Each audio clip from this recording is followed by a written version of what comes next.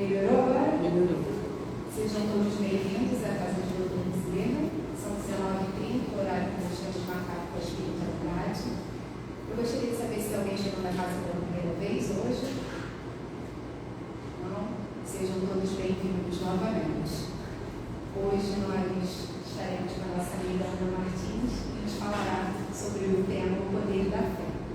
Eu vou fazer o preparo do pão nosso, psicografia de Chico Xavier, ditado pelo Espírito Emmanuel. Oferendas. Por que isto fez ele, uma vez, oferecendo-se a si mesmo? Calma. Está em Hebreus, capítulo 7, versículo 27. As criaturas humanas vão sempre bem na casa farta, ante o céu azul. Entretanto, logo surgem dificuldades, eis à procura de quem as substitua nos lugares de aborrecimento. Muitas vezes, pagam um preço elevado pela fuga e adiam indefinidamente a experiência benéfica a que foram convidadas pela mão do Senhor. Em razão disso, os religiosos de todos os tempos estabelecem complicados problemas com as oferendas da fé. Nos ritos primitivos, não houve qualquer hesitação perante o sacrifício de jovens e crianças. Com o escoar do tempo, o homem passou a matança de ovelhas, touros e bodes nos santuários. Por muitos séculos, perdurou o plano de órgãos em preciosidades e riquezas destinadas aos serviços do mundo. Com todas essas demonstrações, porém o homem não procura senão aliciar a simpatia exclusiva de Deus, qual, se o Pai estivesse inclinado aos particularismos terrestres. A maioria dos que oferecem dádivas materiais não procede assim, ante as casas da fé, por amor à obra divina, mas com o propósito deliberado de comprar o favor do céu, eximindo-se ao trabalho de autoaperfeiçoamento.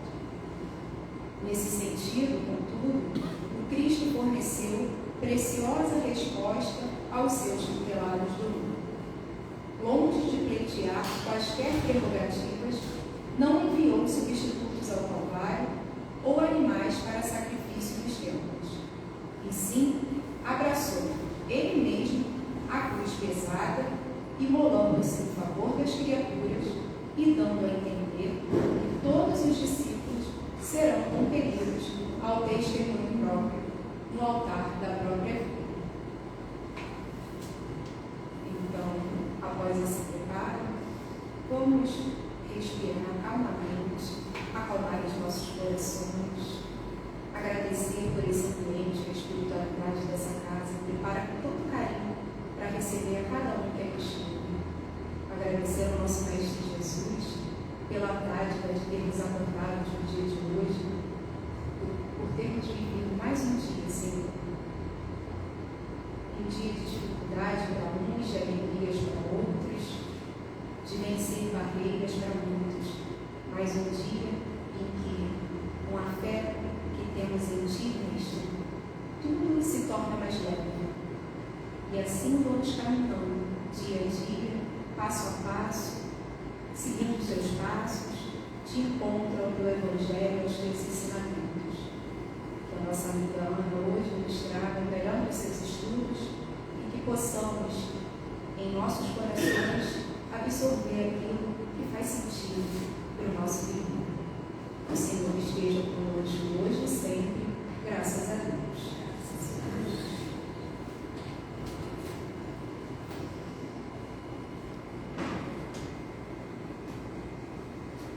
Boa noite a todos. Boa noite. Boa noite a todos. Agora estão me ouvindo aí, tá bom, né? Aqui?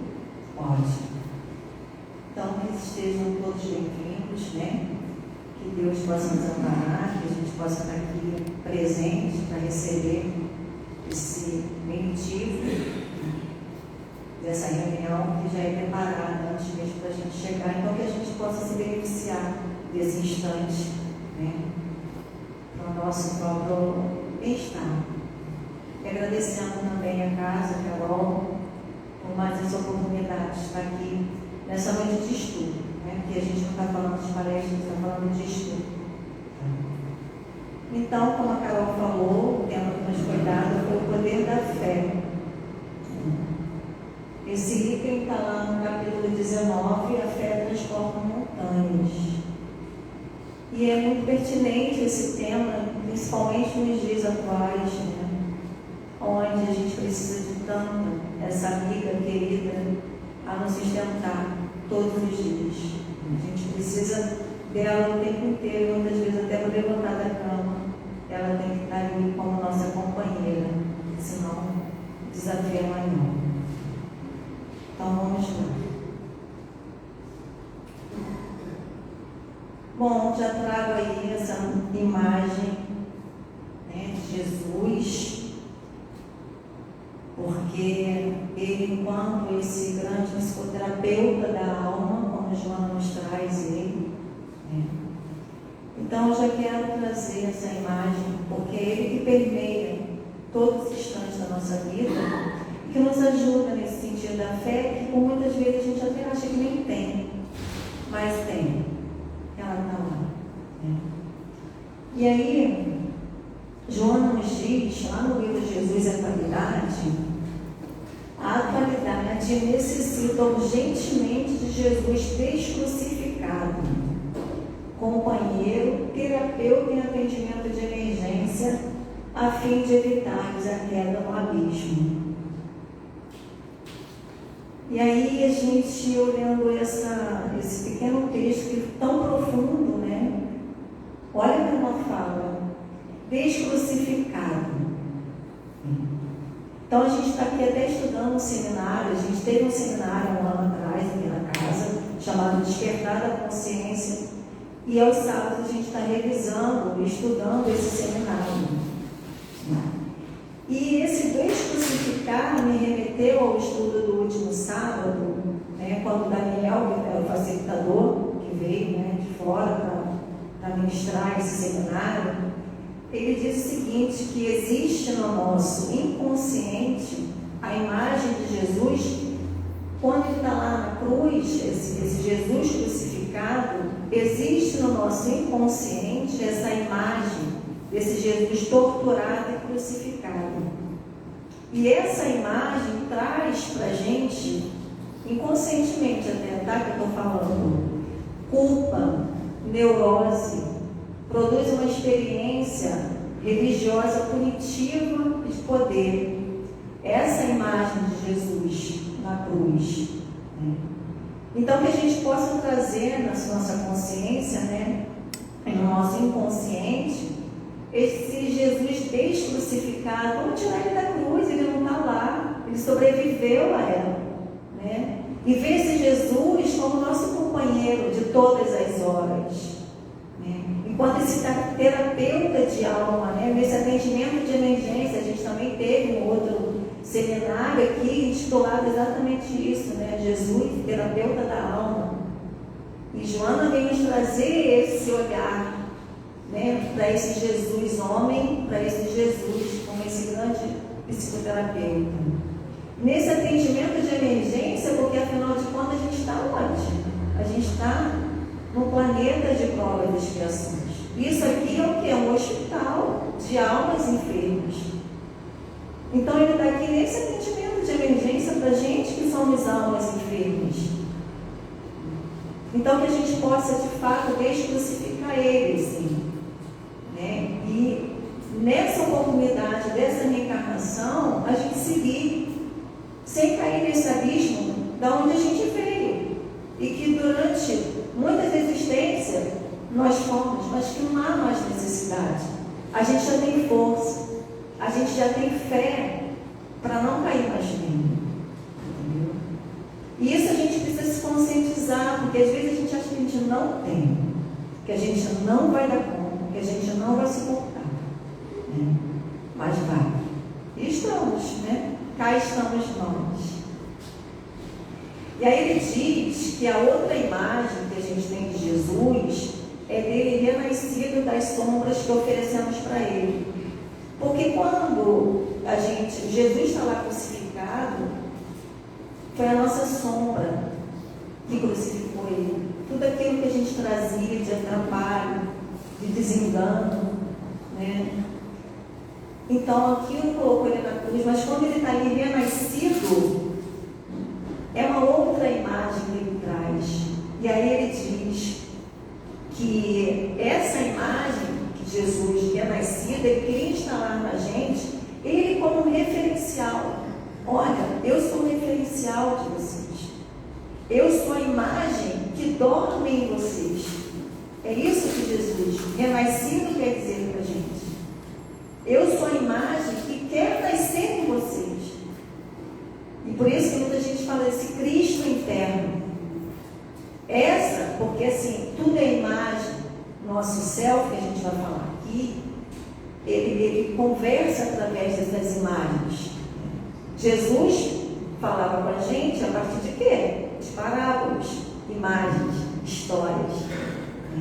Então era tudo imagético, porque é isso que fala ao nosso inconsciente. Ele se comunica com a gente, nosso mundo interno, através dessas imagens.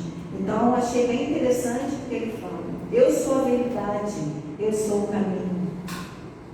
Essa, a minha imagem, que está aí dentro de você, é esse Cristo interno que a gente precisa fazer renascer todos os dias. E quando ele falava, por meio de parábolas, algumas até que a gente nem sem entender, no tanto pueril, nem sem sentido, né? A gente tem algumas aqui que a gente fica aqui brigando, não, deve estar algum engano, não. É porque a gente de fato não está ainda maduros para ter essa profundidade. Mas a gente entende alguma coisa, né? Então, a cada época, a cada povo, a cada momento, a gente vai recebendo aquelas parábolas, a gente vai lendo, a gente vai trocando, e ela vai dando um outro significado. Aquilo vai se ampliando, né? Sai daquela coisa restrita, daquela coisa escassa, para uma coisa abundante. Haja visto o preparo, né? Que Emmanuel discorre um texto lindo e maravilhoso de um trechozinho assim, né? Imagina essa profundidade. Então a gente ainda fica muito na superficialidade das palavras. E ela tem um sentido profundo. Ao passo que a gente vai ali estudando, refletindo, trocando, ela vai trazendo esses outros significados, né? Então a hora é essa, né? A gente já caiu lá no abismo, já saímos de lá, o doutor Bezerra resgatou a gente com a sua rede magnética e cá nós estamos, entendeu? Então não vamos perder, ninguém larga a mão de ninguém, a gente não se perde aqui, vamos embora. Chorando, caindo, se arrastando, mas a gente vai seguir, tá bom? Então vamos embora. E aí eu trago essa passagem, né, que é do jovem demoniado. O que aconteceu aí? Acho que você já deve, é uma passagem bem conhecida do Evangelho, que um pai, né, no seu desespero de pai, vai atrás de Jesus e fala para ele: Jesus, me ajuda, porque eu não sei mais o que eu faço, meu filho está endemoniado. Ele horas cai no fogo, horas cai na água, e eu já não sei mais o que fazer. Eu pedi ajuda para os seus discípulos, mas eles não conseguiram me ajudar, não conseguiram resolver nada, né? Então aquele pai, desespero, Jesus vai lá para ver o que está acontecendo com esse jovem. E Jesus, como um grande conhecedor da alma, né, onde tinha uma visão excelente das nossas sombras, sondou o íntimo daquele rapaz e viu que ele estava vinculado a uma entidade, né? Que ele, esse rapaz, delinquira com ela em existências anteriores. Então Jesus viu isso e esse perseguidor estava totalmente vinculado a ele. Então ele era um obsesso, né? Ele estava obsediado. E o algoz, hoje algoz, mas no passado vítima, totalmente aturdido, perturbado, aflito, né? Em total vampirizando aquele rapaz, né? Jesus então fala para ele, né? Uma voz compassiva, e cheia de amor. E no que Jesus fala com ele, a gente sabe, né? O rapaz se cura e aquele obsessor para de vampirizar ele. E aí Joana nos traz os bastidores, né? Joana e seus bastidores nos ajudando na elucidação dessas passagens, que ela falou: o algoz aturdido na sua insânia não raciocinava, nem se apegava do jovem, e ele incidia no mesmo erro, né? Ele estava ali usando de vingança com as suas próprias mãos. Ao ouvir a voz clara e forte de Jesus, ao receber aquele fluxo do pensamento de Jesus, aquela voz compassiva, ele deu-se conta do que ele estava cometendo ali, não pelo outro, mas por ele, que é o que acontece dentro de uma vingança, né? O outro está sendo ali atacado em função da culpa que ele carregava. Então essa culpa fazia essa simbiose com esse algoz. Mas esse algoz, que hoje é algoz antes vítima, estava incidindo no mesmo erro, estava perturbado, estava aflito, né? E não tinha, ele não, dentro do ódio dele, daquela ganância, né, de se vingar, ele não via outra forma, ele ficava ali vampirizando. Quando ele escuta a voz de Jesus, ali ele se transforma. Ali ele é tocado, né? E aí ele se desvincula daquele infeliz, né? E vai cuidar, Joana fala, ele vai cuidar das suas próprias sombras, porque eram as sombras que ele tinha que cuidar, que era ali que estava o ódio, né? Era ali que estava a vingança, era ali que estava tudo. Então não adiantava ele ficar ali vampirizando, sediando aquele rapaz, porque era uma coisa que ele se nutria daquele psiquismo daquele rapaz em função da culpa, mas era uma nutrição escassa, porque não alimenta a alma isso que ele estava fazendo. E aí, vendo a cena, todo mundo ficou: nossa, caramba, né? A fé brilhou ali aos olhos de todo mundo que estava ali assistindo. E os discípulos colocaram assim: como assim? Ué, o que será que aconteceu que eu perdi essa aula, que eu não consegui resolver isso, né? E aí, João nos fala que eles não se daram conta, os discípulos, que para cada espírito, né, em sofrimento há uma terapêutica específica. O que eles fizeram ali, para tentar curar aquele rapaz, foi como se fosse na igreja católica, esqueci o nome, que faz exorcismo, né? Mas ali, na verdade, Joana fala que eles bravejavam e ele gritava, tentando tirar aquele obsessor. Só que assim, aquele obsessor, ele não tinha medo de ameaça, ele não tinha medo das pessoas, ele não tinha outra coisa na frente dele a não ser aquela vingança. Então, ele precisava de uma terapêutica diferente. E os discípulos, eles tinham a fé humana, que era aquele magnetismo, mas eles não souberam usar essa fé divina, que é aquilo que vem de dentro. E aquele espírito, ele precisava de um contraponto que fizesse ele deixar de vampirizar, de se alimentar daquelas energias. E o que era isso? Foi o que Jesus deu para ele. Era amor. Era disso.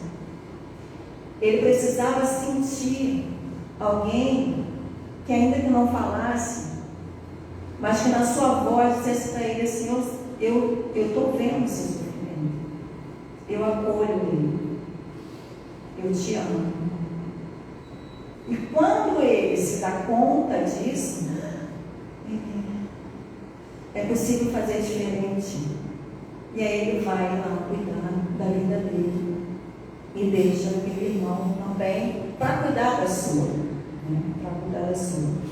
Então isso a gente vê, né, nas nossas reuniões, assim, me chamou a atenção dessa terapêutica diferente. Isso é em toda a nossa vida. São os nossos filhos, a gente tem 5 filhos, cada um é diferente. É uma terapêutica precisar. Nas comunicações que a gente recebe aqui, na reunião Mediúnica, a cada espírito que vem é uma terapêutica diferente. E foi isso que os discípulos, eles não conseguiram entender. Então, eles chegavam lá e ficavam gritando, né? Ali naquele aturdido, tentando resolver a situação, e não trouxeram essa fé divina. Faltou esse amor na voz, não só na voz, né? Mas nessa intenção. É isso que ela nos traz. E aí ela diz: Jesus lhe ofereceu apoio e renovação interior, né? Facultando a ele dar conta que na vingança mais se afligia, na cobrança mais se desnaturava, e que só lhe restava uma alternativa. Qual era a alternativa? Perdão. É a perdão, né? A gente sempre fala e repete, né? Nós somos herdeiros de nós mesmos. Então, ele tinha sido vítima desse rapaz uma existência anterior, e os outros? E os outros? Né? Somos herdeiros de nós mesmos. Nada do que nós passamos hoje aqui é fruto de um acaso ou de um capricho de Deus.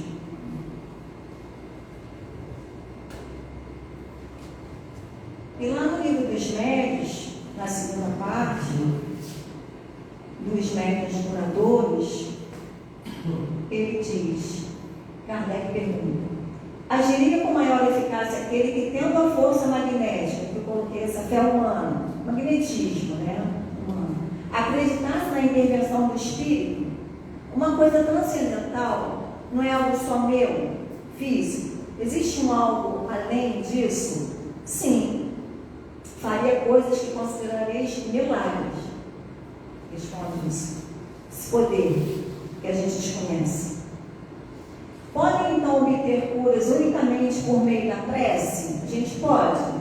Ele diz sim, desde que Deus o permita. Pode dar-se, no entanto, que o bem do doente esteja em sofrer por mais tempo. Então, vocês vão achar que a prece não foi bem essas coisas. A prece foi fraca. Estou orando pouco. A gente diz isso, né? E aqui está nossos atrapalhos. Que está ali, ó. Desde que Deus o permita. Mas aí a gente quer permitir. E ele fala, às vezes é melhor para o doente que ele continue sofrendo. Mas cadê a gente entender isso? Como entender isso? E aí a fé fala muito isso, a gente vai ver. Como entender? Deus o permita, né? Deus é o Pai, Criador. Então eu estou orando pouco, minhas preces não estão sendo atendidas. Mas porque a gente está muito nesse olhar da matéria, do hoje, do agora. A gente está embaixo ali na montanha, ali embaixo, né? Mas Deus está lá no alto, Ele vê tudo. Então Ele fala, acalma, vai passar. Aguenta mais um pouco, suporta, mas a gente está ali, se debatendo, né? Que é difícil esse Deus, né? Deus o permita. E aí ele continua, haverá para isso alguma fórmula de prece mais eficaz do que outras? Bom, neste caso, porém, não é na fórmula que está a questão, né? Mas na fé, que aumenta por efeito da ideia ligada ao uso da fórmula. Pode usar a fórmula? Pode. Posso acender uma vela? Pode. Posso pegar uma pedra? Pode, fazer o que quiser. Mas não é aquilo que estão dizendo. Não é a fórmula, né? É a fé. Mas a gente se apega aqui, eu vou pegar aqui, se eu acreditar nisso aqui, que vai acontecer, eu vou orar aqui. Vai, mas não foi, né? Não foi a imagem. Mas está tudo bem. A gente às vezes brinca assim, porque acendi vela para o anjo da guarda. Mas o anjo é da guarda. Se acendeu vela para o anjo da guarda, para você achar ele, é para ele te achar, né? A gente tem isso. Mas assim, se o anjo é da guarda, está acima de mim, eu acendo vela para ele, tem que acender vela para mim, né? Tem que andar com a vela assim para eu achar o anjo da guarda. Mas é isso. Está valendo? Está valendo. Se eu acender uma vela para o anjo da guarda, vai me conectar com ele, acendo vela para o anjo da guarda. Tudo bem. Né? E aí,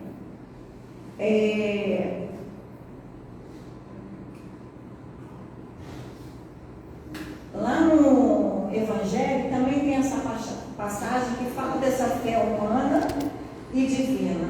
Porque se todos nós, encarnados e desencarnados também, né, estivessem bem persuadidos da força que tem em si, se quisessem colocar sua vontade a serviço dessa força, seriam capazes de realizar o que até hoje chamou-se de prodígio, que é a questão também do milagre, né? E que não é senão o desenvolvimento das faculdades humanas. O que os estudos dizem para a gente é que é uma lei natural.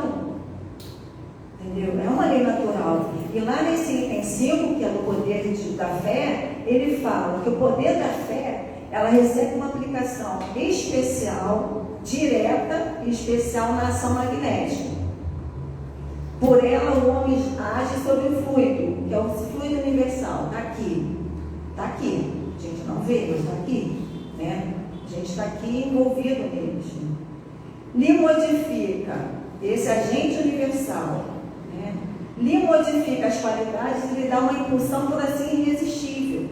Então, às vezes, a gente tem pessoas que têm esse poder, esse magnetismo de fazer isso, de manipular, de pegar esse agente, né, e trazer. E aí ele fala o seguinte: se junta a este poder fluídico, magnético, uma fé ardente em fazer o bem, aí os seus problemas acabaram. Está falando, pode se curar, se ter curas inimagináveis. Mas a gente está aqui caminhando, a gente vai chegar lá, né? Mas é isso que traz os estudos, né? É o que a gente chama de milagre, e que não tinha nada de milagre.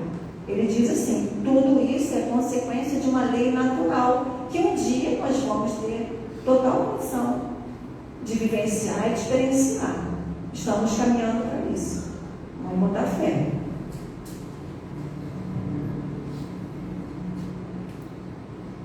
E aí eu trouxe esse esqueminha, né? E antes até de falar desse esqueminha, a gente, na casa aqui, a gente tem trazido alguns conceitos, que são conceitos embrianos, mas que a Joana traz sempre nos seus estudos, que é sobre o self e o ego. Vocês já devem ter ouvido falar isso aqui. Então, o self, né, como ela traz essa questão desse Cristo interno, do Deus interno, da personalidade total, o self, o espírito, e o ego como centro da consciência. Ele seleciona e controla. Eu trago aqui, para quem não teve o prazer de ver a palestra da amiga Lu, no sábado, e ela traz ali para representar, né, esse ego, um grande edifício com vários apartamentos, mas muito grande. E quem é esse ego? É o porteiro. É ele que vai controlar quem vai entrar, quem vai sair. Entendeu? Então, o ego é aquele que vai estar entre o inconsciente e o consciente. É o medianeiro. E ele fala: isso aqui entra, isso aqui sai, isso aqui entra, isso aqui sai.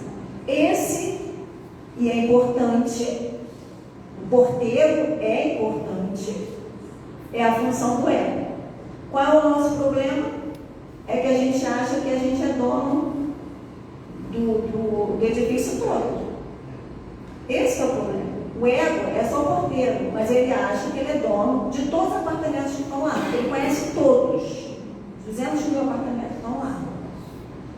A outra representação é do oceano e a bolha. Quem é a bolha? É o ego. Mas o ego, nós achamos que nós somos o oceano. E aí a gente tem esses atrapados. Então é só para que a gente vai falar de ego, certo? Só para a gente ter aqui uma introdução. E aí nesse esqueminha se fala da questão da fé inata, adquirida, cega e raciocinada. Então essa fé inata seria essa bagagem pretérita. Gente, pessoa assim, né, uma fé forte, uma fé, isso foi construído. Uma reencarnação, vamos dizer assim, um momento dessa fé está consolidada, ela é trazida, né? Por isso que eu falo dessas bagagens pretéritas. Mas ela também pode ser adquirida. E é isso que a E como que essa fé vai ser adquirida para que ela se torne essa bagagem pretérita, algumas reencarnações mais à frente e mais sólida na nossa vida? Então eu coloquei ali o atrito. É assim que ela vai sendo adquirida e fortalecida e experienciada na nossa vida. Que é os erros e acertos, as tentativas e erros. Estar no palco da vida. Então tem que estar.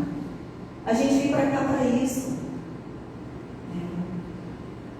Não para se esconder. A gente tem até uma mensagem que fala assim: quando a gente não escolhe, a gente escolhe. A gente escolheu não fazer nada, mas é uma escolha. Então o palco da vida é esse estar, atuando. Está ativo, está presente, estou aqui presente. Isso, no atrito com o outro, comigo mesmo, essa fé ela vai ali aos pouquinhos. A gente nem se dá conta, como eu já disse, horas a gente acha que a gente não tem, mas a gente tem. Então esse adquirir dessa forma. E quando a gente fala a fé cega, é dentro de uma imaturidade. Dentro de uma imaturidade, aqui é uma árvore sem fruto, essa fé cega, ela não gera fruto. É só uma árvore, frondosa às vezes, mas sem fruto nenhum. Tem uma psique muito infantilizada, aqui nessa fé cega tem preguiça. Tem uma psique infantil ainda. A gente, dentro desse seminário que a gente teve, desse despertar da consciência, ele fala alguns níveis de consciência, o primeiro deles é a consciência de sono. E dentro dessa consciência de sono, é onde tem essa fé cega que gera o fanatismo. Então, o fanatismo, ela vem dessa consciência de sono. Que aqui é onde mora essa fé cega. Eu tenho preguiça de pensar, nem sei. Eu só vim aqui para dormir, tomar cerveja, trabalhar e tá bom, deixa eu aqui. E tem a fé raciocinada, que é essa que o Espiritismo traz para a gente, que é essa que Jesus apresentou para a gente. Porque Jesus, ele falava a nossa alma. Então essa fé raciocinada, e Kardec falou isso também: olha, eu estou falando aqui com vocês, mas se a ciência vier e falar ao contrário, fique com a ciência. Está chamando a gente para quê? Para raciocinar. O tempo inteiro a gente recebe as mensagens aqui assim: observem, pensem, se sensibilizem. Então essa fé raciocinada, aqui eu tenho maturidade, aqui eu tenho reflexão, aqui existe uma consciência mais desperta, aqui eu ponho dúvida: será que aquilo que me foi dito é isso mesmo? Então a gente está aqui, e o Espiritismo ele traz isso para a gente, dentro dessa fé raciocinada, onde a gente já está em condições já de partir para uma reflexão, de trocar.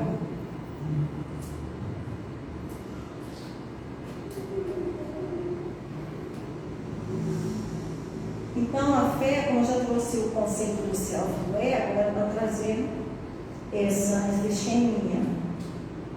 A gente tem a fé, tanto dentro desse raciocínio, a fé sentida pelo self, por esse Deus interno. E a fé sentida por esse Deus, por self, por esse Cristo interno, aqui tem humildade. Aqui eu me curvo àquela vontade de Deus, desde que Deus o permita. Aqui eu me curvo. Aqui eu tenho uma fé robusta. Se Pedro tivesse de repente essa fé robusta, ele ia caminhar nas águas até chegar lá. Aí ele titubeou e ia afundar. Aqui eu tenho calma. Não há desespero aqui, nessa fé. Eu confio e eu aceito. E a gente, no estudo de sábado, a gente estava falando que assim, eu escuto isso, eu acho péssimo. Deus é fiel. Deus é fiel, e fiel somos nós. E às vezes a gente fala isso, uma coisa, um livramento, a gente fala, Deus é fiel. Mas se tivesse acontecido algo que no nosso olhar seria ruim, será que a gente ia falar Deus é fiel?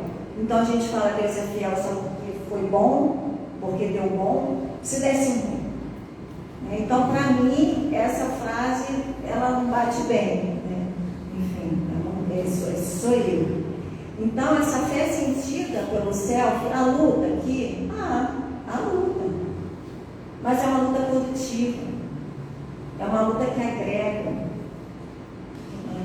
É uma luta que ativa. A gente chora, a gente trabalha, a gente cai, a gente levanta. Não é quem tem essa fé robusta está ali, não. Chora também. Tem dias também que não está legal, mas ela está ali, calma, dentro de uma aceitação. Isso é maravilhoso. Isso é muito bom. E fala que essa fé, ela tem paciência, né? Ela tem paciência, ela guarda. Às vezes, assim, lá perto de casa tem mais árvores. Às vezes eu fico olhando assim, gente, como é resiliente, né? Esse calor bravo, e ela está imponente. Vem uma chuva torrencial e ela está ali. A gente tinha que se mirar, né? A gente vem um sol, a gente já está se derretendo. Vem a chuva, a gente já se acabou. Né? Mas assim, é a natureza mostrando para a gente. E aí a gente também tem essa fé, que eu chamei dessa fé do ego, que é do ismo, que é doente. Né? E nessa fé, que a gente vai falar sentida pelo ego, é mais presunção do que fé. No Evangelho fala isso. Né? Então, nessa fé, que é da presunção, fé, vamos dizer assim, né? Aqui tem orgulho, aqui é uma fé vacilante, aqui é uma aceitação do que é. É segundo a minha vontade, e aqui é segundo a vontade de Deus. Ali é segundo a minha vontade. E é de falsa aparência. Então a gente até pegando também, teve esse estudo do Jesus, o terapeuta da alma,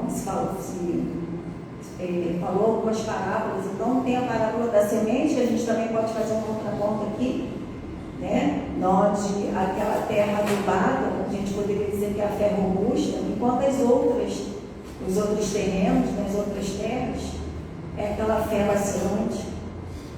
Também a gente pode ver dessa forma. E dentro dessa fé sentida pelo ego, né, onde tem mais presunção, aqui tem desespero. E por que tem desespero? Porque tem um medo como base. É por isso que tem desespero. E também tem o quê? A raiva, a violência. Porque o medo nos dá isso, é colérico. Se não for então desse jeito, eu não aceito, não tem isso, eu não aceito. Por que Deus não me ajudou? Por que não ajudou meu filho? Por que eu perdi? Porque meu filho morreu? Essas coisas todas. Então, nessa fé trazida por esse ego, ela tem essa conotação, né? Aqui a luta, mas ela é desgastante, ela não é nada produtiva. Ela não tem um resultado satisfatório. Aqui tem revolta, aqui tem falta de resignação, aqui tem perturbação. Enfim, a gente às vezes está mais aqui do que ali, a gente vai aprendendo, a gente vai caminhando.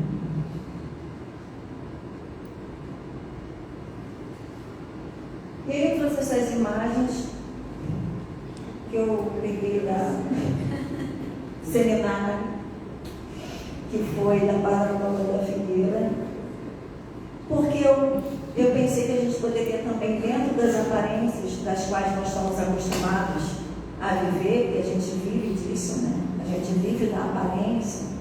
Eu trouxe aqui para a gente refletir um pouco em cima dessa imagem. Então, quando eu olho essa imagem dessa figueira ali, frondosa, bonita, e que era uma parábola que a gente não entendia, era uma das parábolas que causava estranheza na gente, como é que Jesus foi lá e amaldiçoou a figueira, se não era nem tempo de figo? Ele não sabia disso, né? Mas enfim, a gente já entendeu, a gente já aceitou, isso já está consolidado. Ok? E aí eu trouxe essa imagem para a gente ver a questão da fé. E dentro dessa aparência da qual nós estamos acostumados. Então, quando a gente olha, quem tem a fé robusta? A figueira ali frondosa.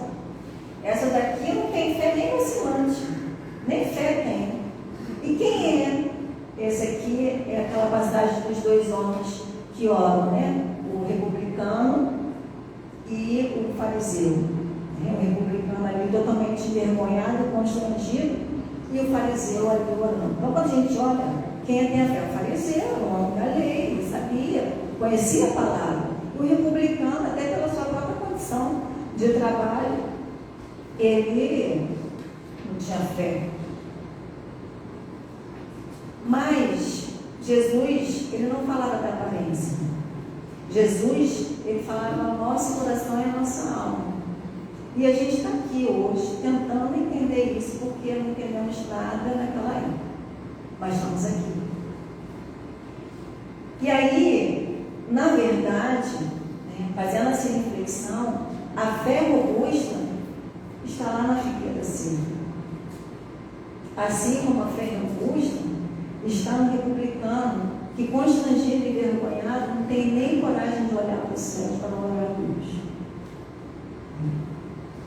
Porque é necessário a gente se despojar dessas aparências e entrar em contato com a nossa humanidade, com as nossas verdades. Para que isso aconteça, aquele egozinho lá, o porteiro, ele tem que sair do centro, ele tem que entender que ele não é dono daquele edifício todo, que ele não é o oceano, que ele é uma rolhazinha. Enquanto ele não entende isso, a gente fica aqui se debatendo. E a gente fica nessa fé lá das aparências, nessa fé vacilante. Porque é preciso que a gente se veja como essa figueira seca. Porque é aqui que a gente encontra as nossas verdades. É aqui que o ego sai do centro e a gente se vê realmente como nós somos. Pequenos. O ego, ele precisa entender que ele tem a sua importância e ele é muito importante. Ele é necessário. Ele faz parte da personalidade total, mas ele não é a personalidade total. E é aí que a gente se atrapalha. Então, a gente precisa, para realmente olhar nessa cena, é aqui, nessa figueira seca. Porque é aqui que eu vou encontrar as minhas verdades. E fazer esse processo não é fácil. É luta. É briga diária. E há de ter fé para fazer isso. É aquele homem constrangido e envergonhado, que não tem nem coragem de olhar para o Senhor. É ali que existe a fé verdadeira, a fé robusta. A outra fé, essa ali, é só aparência. Na primeira tempestade, acaba tudo. E a gente vai se revoltar contra Deus. Aí, dentro dessa reflexão, a gente vê, é fácil? Isso não é. É uma guerra interna que a gente trava todos os dias e que, infelizmente, essa guerra interna faz essas guerras que nós estamos vendo aí. Essas guerras que estão acontecendo, elas foram produzidas a partir de nós, de dentro.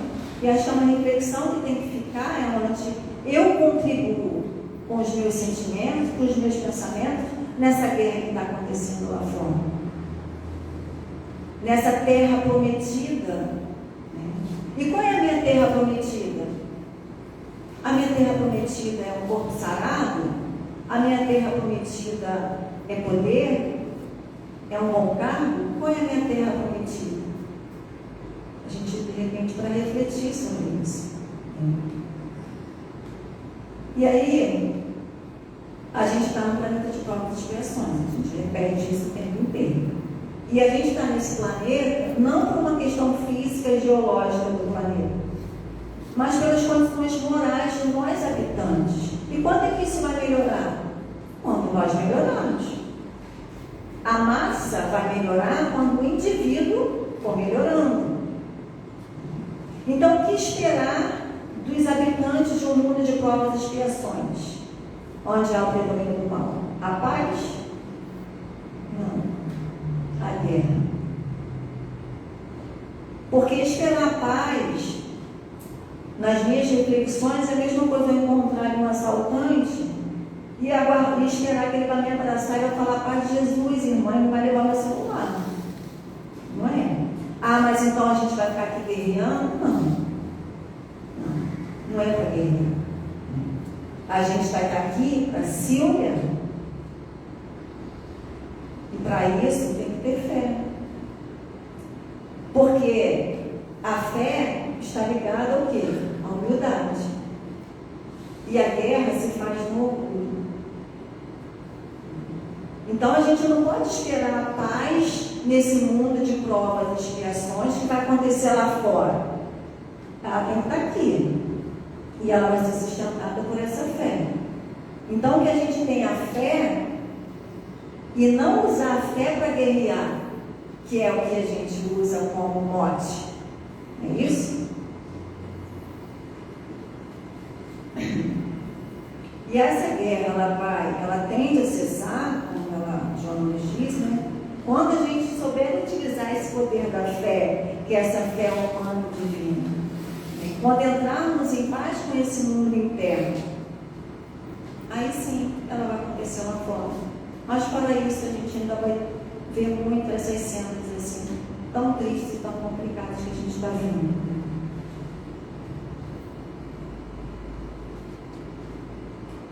E até mesmo porque a gente nem se dá conta, né? Que Jesus falou: olha, gente, meu reino não é deste mundo.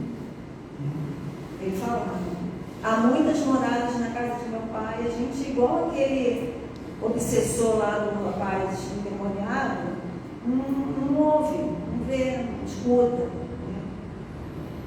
E aí, eu trago então essa passagem que fala lá nesse capítulo, né? Se tivesse a fé como um grão de mostarda, diria esta montanha, transporte daqui para ali, e ela assim o faria. E o que seriam essas montanhas? Né? Essas montanhas trazidas como esses vícios morais. E o que são esses vícios morais? Tem alguns exemplos aqui. São as paixões orgulhosas, a má vontade, o preconceito, interesse pessoal, orgulho. Essas são as montanhas das quais a nossa fé precisa transportar. É para isso que nós estamos aqui. E aí, às vezes, a gente, quando vem, parece que é assim, 100 vezes mais o peso, né, para desbravar isso. Mas, quando a gente olha para essa montanha e fala: meu Deus, e agora? E a gente muitas vezes senta no pé dessa montanha e chora, né? Chora igual criança birrenta que não tem condição de subir, mas a gente tem. E aí nesse lugar, nesse momento, a gente se vitimiza, que a gente responsabiliza o outro. Então a gente precisa ter essa fé que transporta as montanhas e não as montanhas do outro. São as minhas montanhas. Então, eu preciso utilizar a fé do meu trabalho para transportar as minhas montanhas.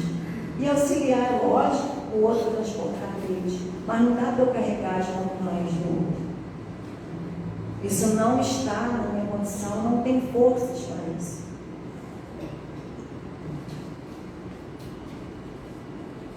E a transpor essas montanhas deve ser um objetivo principal numa reencarnação. Estar na luta é estar vivo, mas jejuando, né? Morto está aquele que desistiu em vida. Esse é o verdadeiro morto. Não é aquele que morreu o corpo, porque a morte não existe, né? Aquele espírito imortal, a gente vai continuar.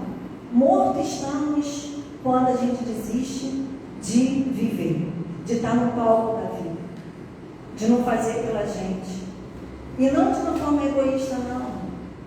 Mas de saber que a gente precisa fazer pela gente, sim, para a gente estar em condições de ajudar o outro.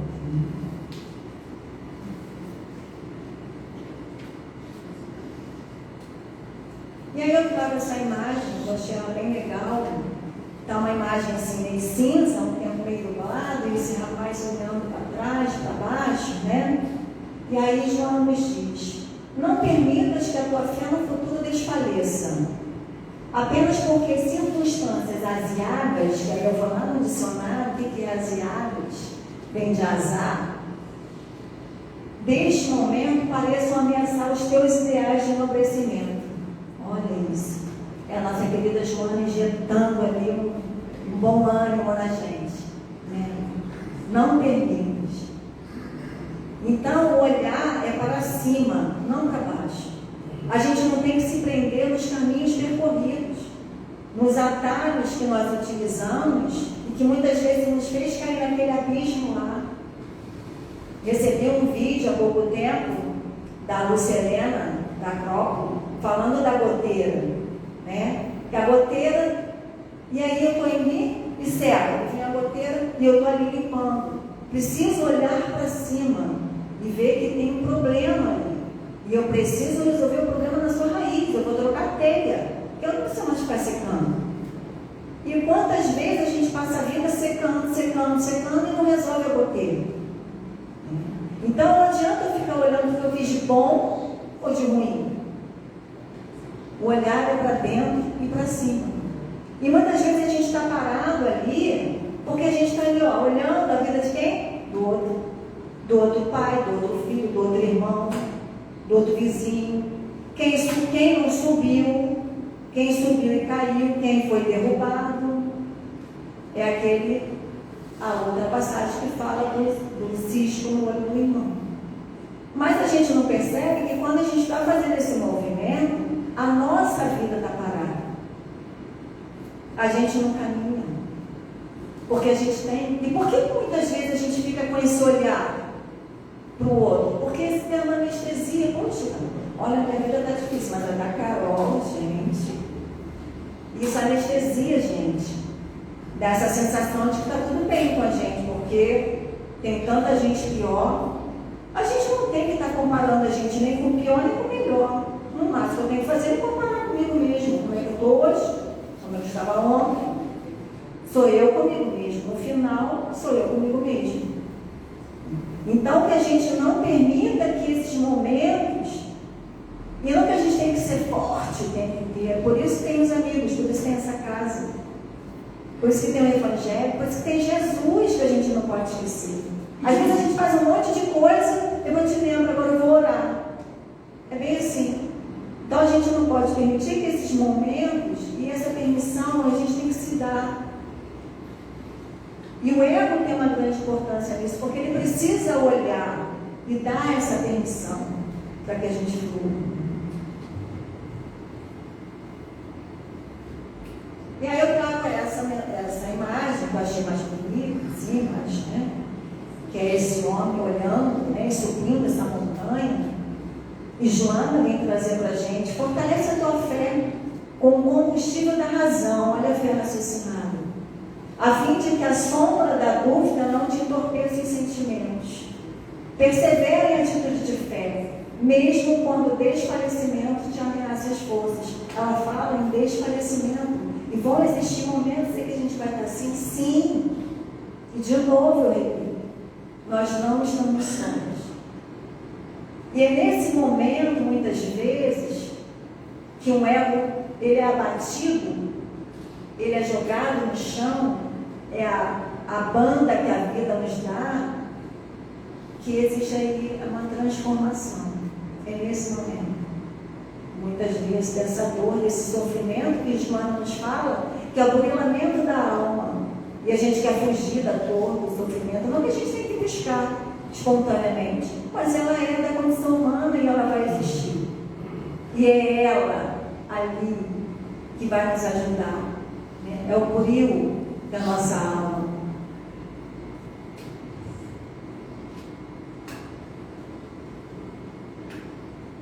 Ela também fala da questão da certeza, né?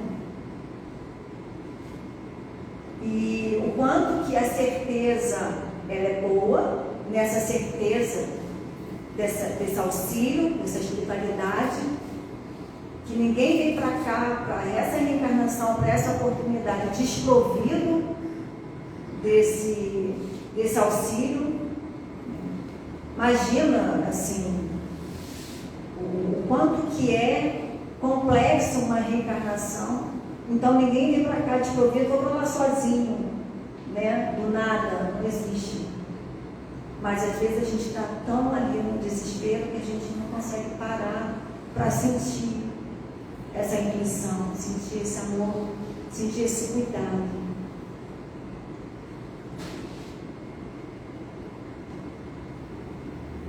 Então, para a gente finalizar já, cadê o Ed? Cadê o Ed? Bom, aqui é o universo, né?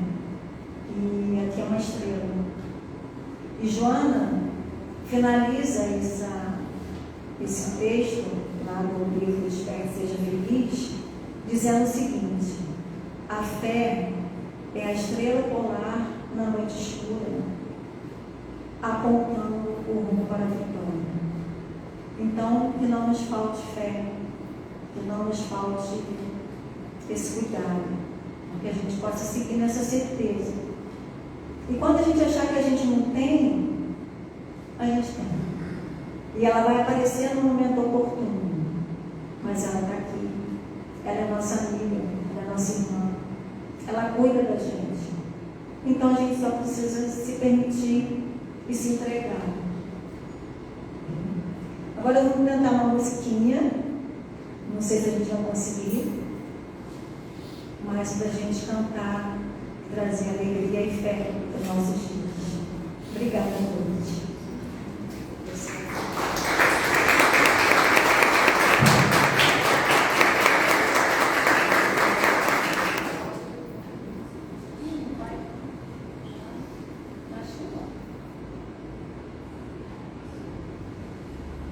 Bom, gente, vamos tentar.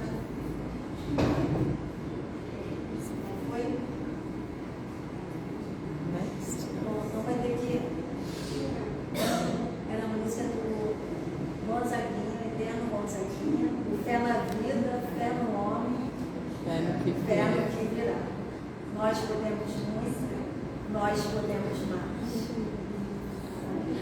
Eterno. Tem no nosso arquivo, de repente tem no nosso arquivo aí de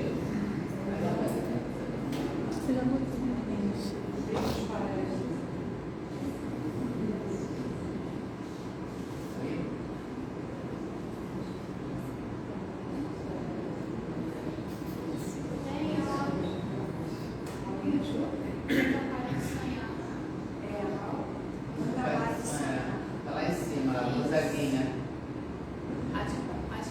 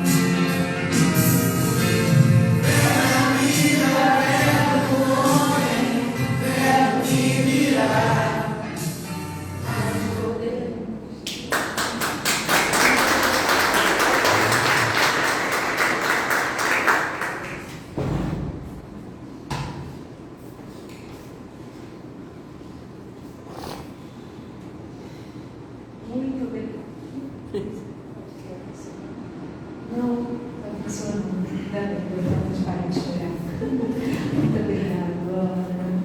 Muitíssimo obrigada. Agora nós vamos passar a segunda parte da nossa reunião pública, que é o passe. Eu peço a todos que permaneçam sentados e os passistas ficam com seus integrantes.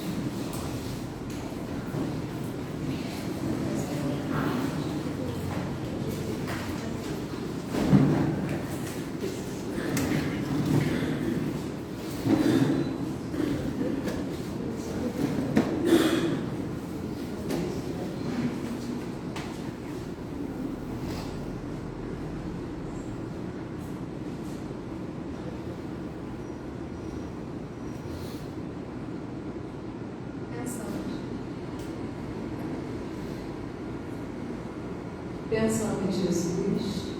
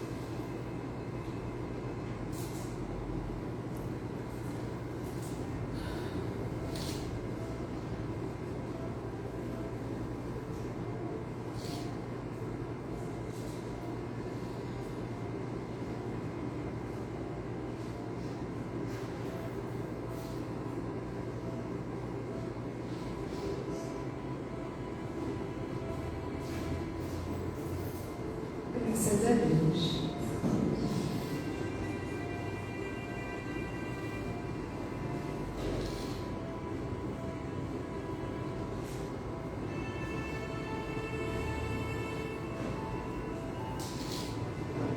Pai, mais uma vez te agradecemos por sermos quem somos,